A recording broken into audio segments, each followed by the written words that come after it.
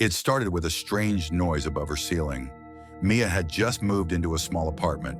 Cheap rent, decent location. But every night around 3 a.m., she heard soft scraping sounds in the air vents. She told her landlord. He said, "It's just rats."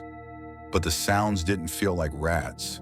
They sounded slow, careful. One night she decided to record it.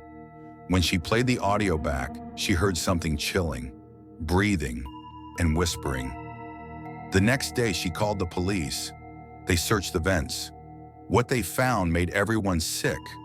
There was a man living in the ventilation system.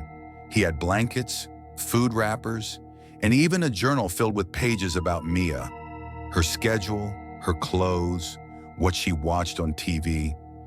He'd been watching her for weeks. She never saw him, but he saw her every single night. Check your vents. Sometimes you're not alone.